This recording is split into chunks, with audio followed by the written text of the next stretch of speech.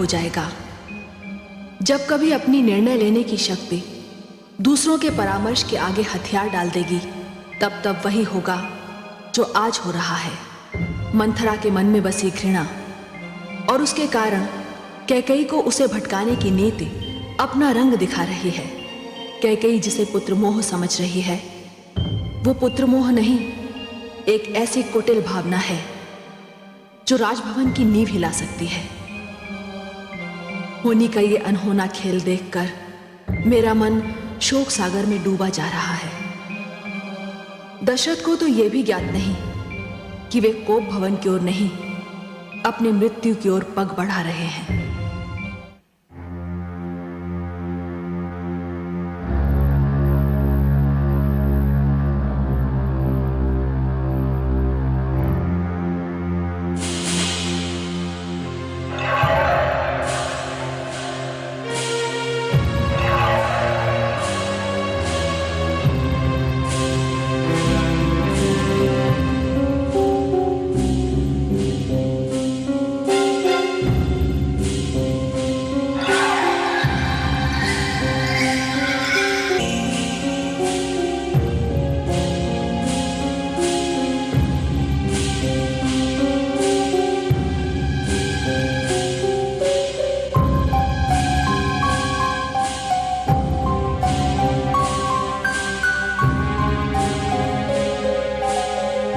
मैं क्या देख रहा हूं प्रिय? मेरी प्रिय रानी कैकेयी, जिसकी मुस्कान से दशरथ भवन में फूल खिल जाते हैं, वो कोप भवन में? जिसकी नथनी की चमक दशरथ के जीवन में प्रकाश फैलाती है, वो इस अंधेरे में?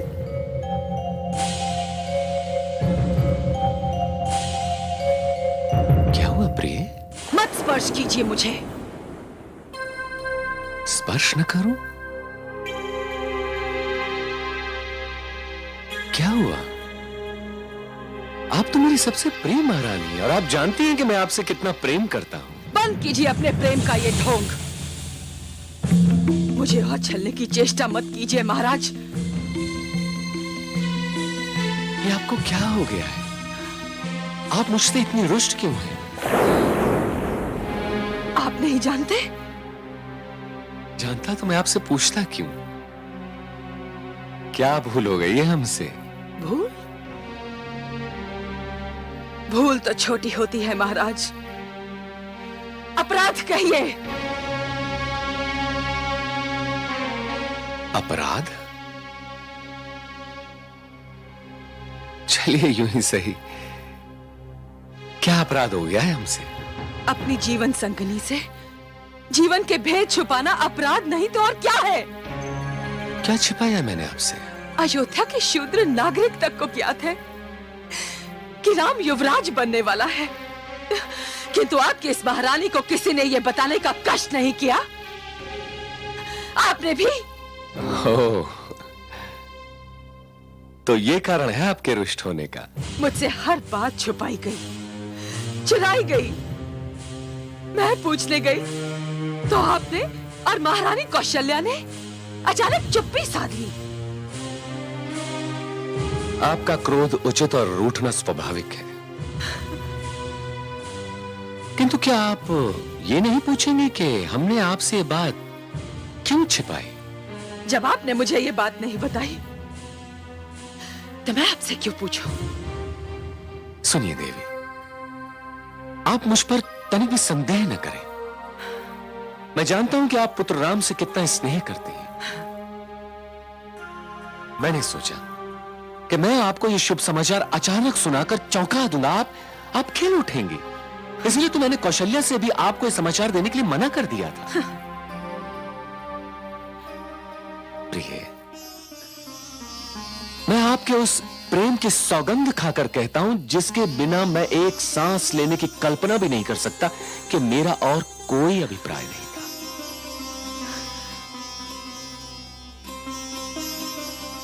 अब तो आपका संदेह दूर हुआ ना? नहीं, क्योंकि मुझे इस सारी घटना से षड्यंत्र की गंध आ रही है। षड्यंत्र? मैं अपनी सबसे प्रेम महारानी के विरुद्ध षड्यंत्र रचूंगा? ये आप क्या कह रही हैं? मुझे यही लगता है।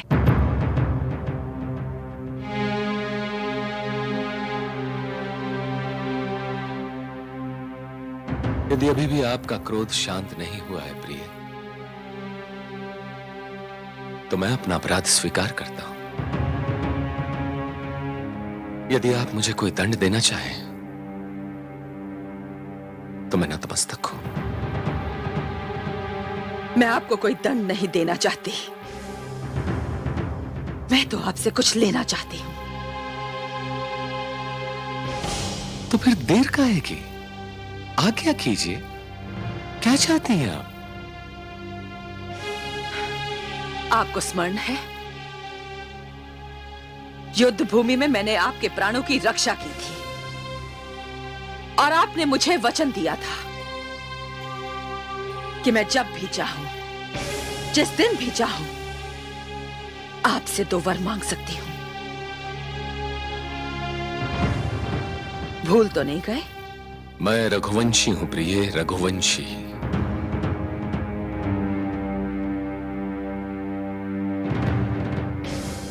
स्वयं को भूल सकता हूं, दिया हुआ वचन नहीं। मैं जो मांगूंगी आप मुझे देंगे? संदेह क्यों करती हैं आप मुझ पर? मांग कर देखिए। तो फिर लीजिए राम की सौगंध कि मैं जो मांगूंगी आप मुझे देंगे। इतनी छोटी सी बात के लिए आप मुझसे राम की सौगंध लेने के लिए क्यों कह रही हैं? इसे मेरा हट समझिए। तो चलिए, राम की सौगंध, आप जो मांगेगी दिया जाएगा। तो मैं आपसे अपना पहला वर मांगती हूं। युवराज का पद राम को नहीं, मेरे पुत्र राजकुमार भरत को दिया जाएगा।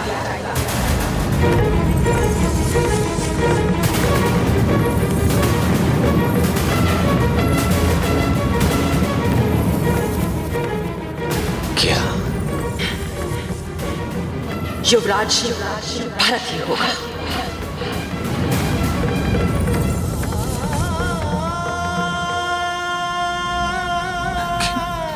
किंतु महारानी, अभिषेक की सारी तैयारियां पूर्ण हो चुकी हैं और हमारा पुत्र राम युवराज के रूप में जनता को सबसे अधिक प्रिय है, और वो आपको भी तो सदा से सबसे अधिक प्रिय रहा है ना? और आप जानती हैं कि वो अपनी माता से अधिक आपसे प्रेम करता है।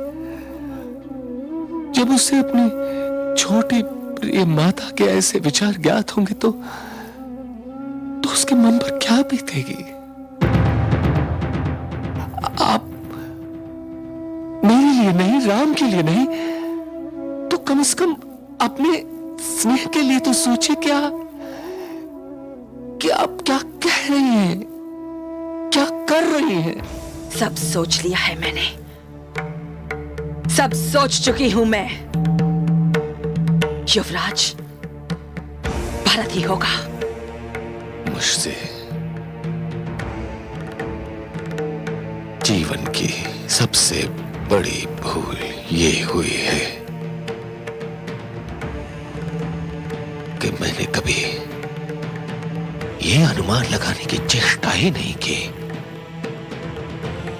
कि राम के प्रति आपका स्नेह कहां पहुंचकर समाप्त हो सकता है।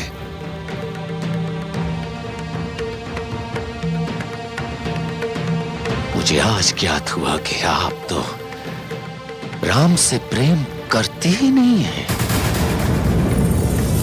कदाचित आप सिर्फ अपने स्वार्थ से प्रेम करती हैं।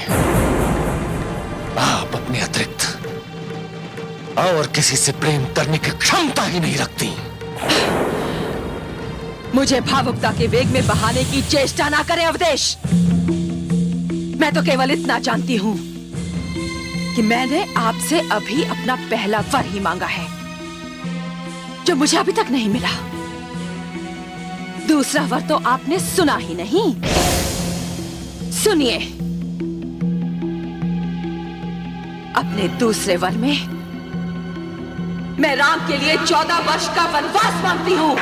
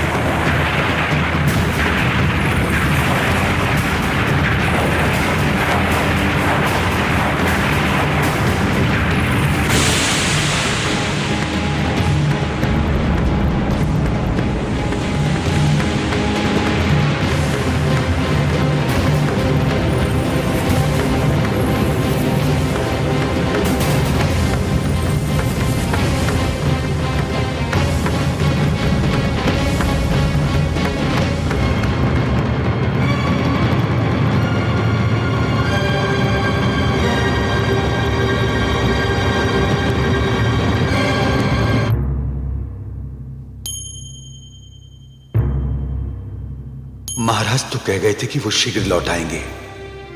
इतनी देर हो चुकी है पर अभी तक नहीं लौटे। क्या करूं? मुझे तो यहीं रुकने का आदेश है, पर इतनी देर होना तो अस्वाभाविक है। कुछ समझ में नहीं आता।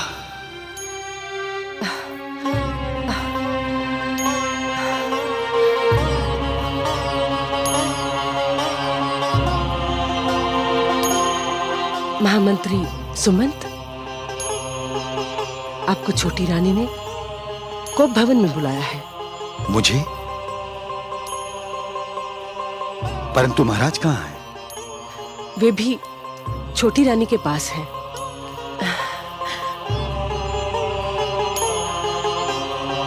भोर होने को है। हे सूर्यदेव, रघुवंश पर अपनी कृपा दृष्टि बनाए रखिएगा। ईश्वर करे सब कुशल मंगल हो।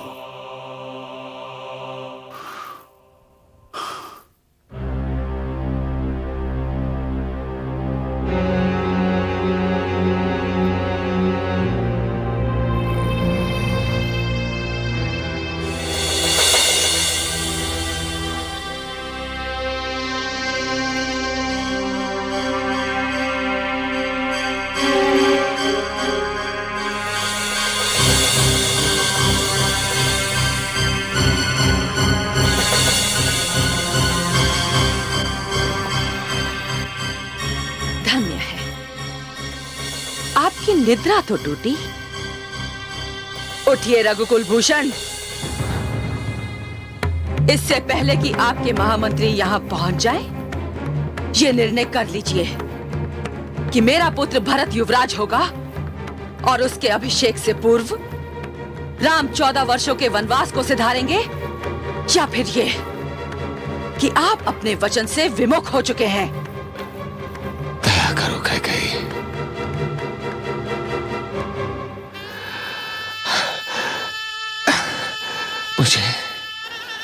मुझे भरत को युवराज बनाने में कोई आपत्ति नहीं है। वो भी तो मेरा ही पुत्र है। मैं वचन देता हूं तुम्हें कि अब राम का नहीं, मैं भरत का अभिषेक करूंगा। तुम तो जानती हो कैकेयी कि मैं राम को एक क्षण के लिए भी अपने नेत्रों से दूर नहीं कर सकता। मेरे नेत्रों से ज्योति, शरीर से प्राण मत छीनो कैकेयी, मत छीनो। मुझसे मेरा राजपाट ले लो, कोष भंडार ले लो, मेरा सब कुछ ले लो, किंतु राम के वनवास का वर वापस ले लो कैकेयी। उसे 14 वर्ष का वनवास क्यों देना चाहती हो? वो इसलिए कि यदि राम अयोध्या में रहेंगे तो मेरे पुत्र का अभिषेक नहीं हो सकेगा, प्रजा विद्रोह कर देगी। और यदि राम 14 वर्षों के लिए अयोध्या से दूर होंगे तो प्रजा उन्हें भूल जाएगी। अरे राम, मेरे प्राण है, कैकेयी प्राण है। तुम प्यासे से जल को, दीप से लौ को, देह से श्वास को मत छीनो। तो फिर मुकर जाइए ना अपने वचन से। हाय अभागन हाय, तू नहीं जानती कि तू क्या कर रही है। अरे क्या तूने मुझे इसी दिन के लिए बचाया था कि एक दिन मुझे सिसका सिसका कर मारेगी। तू हत्यारिन है, हत्यारिन। अपने हाथों से अपना सुहाग उजाड़ देना चाहती है।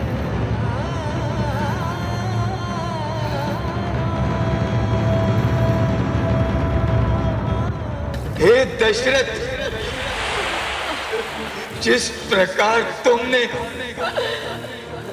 हमारे बुढ़ापे की लाठी छीन कर हमें दुख दिया है,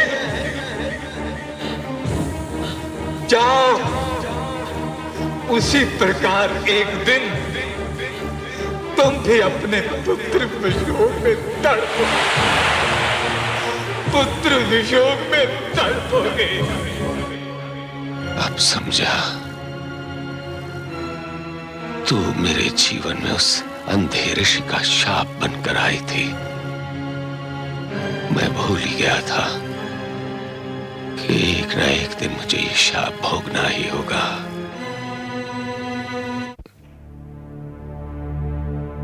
महाराज, मैं भीतर आ सकता हूं? महामंत्री सुमंत। अंदर आ जाइए महामंत्री सुमंत।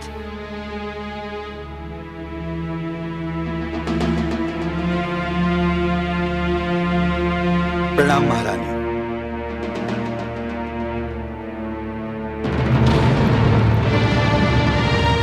महाराज,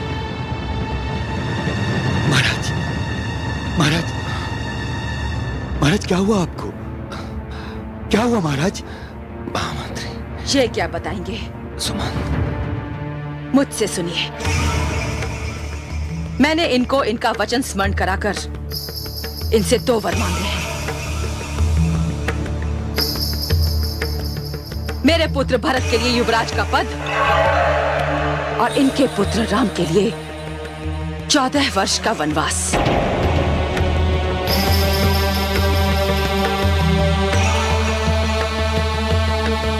जाइए राम से कहिए कि मैंने उसे यहां बुलाया है। किंतु महारानी। किंतु और परंतु आपकी मर्यादा से परे की वस्तुएं हैं महामंत्री। ये अयोध्या की महारानी का आदेश है और आदेश का पालन करना आपका धर्म। जाइए।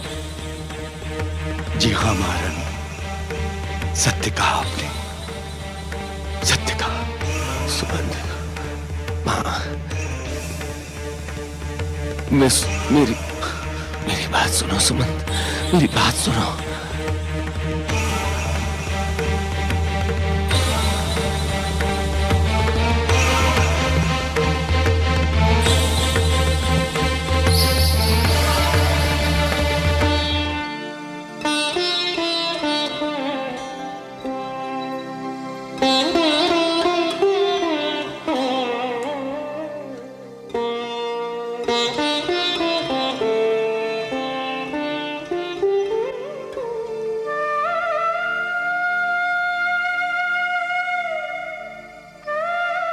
माता, गुरु वशिष्ठ ने आदेश दिया था कि अंतिम विधि के अनुसार मैं अपनी माताओं के चरण पूजूं। आयुष्मान भव।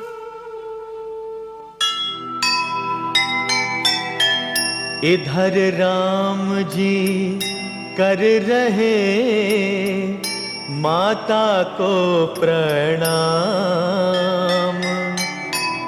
उधर मंथरा कर रही भड़काने का काम।